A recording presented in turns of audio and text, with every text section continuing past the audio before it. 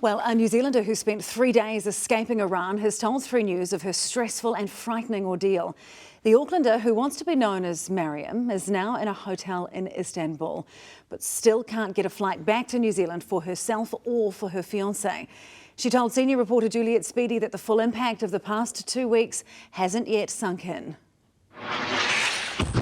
As the first Israeli bombs exploded in Tehran nearly 2 weeks ago, Maryam and her family began trying to get out. As the days went on, it got harder and harder, and it came to the point where we actually gave up for a few days trying to find a way out. But my partner was he was really keen on just getting out. The Kiwi Iranian, who hasn't slept properly in weeks, ended up on a 3-day mission to escape the conflict zone. Just before we got to the border, we passed a city called Tabriz.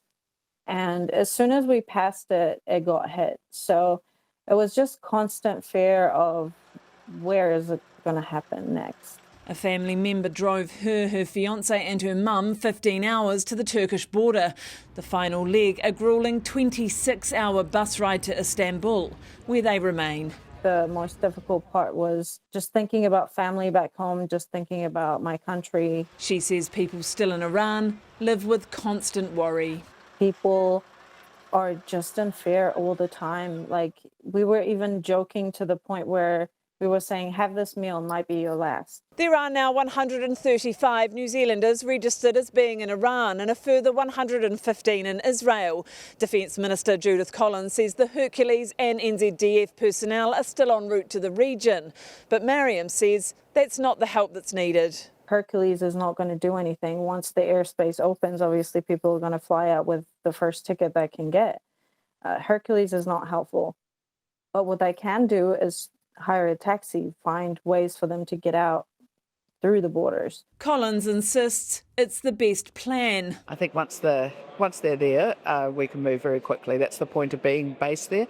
But of course the point is that everyone has been told for quite a long time to get the hell out of there.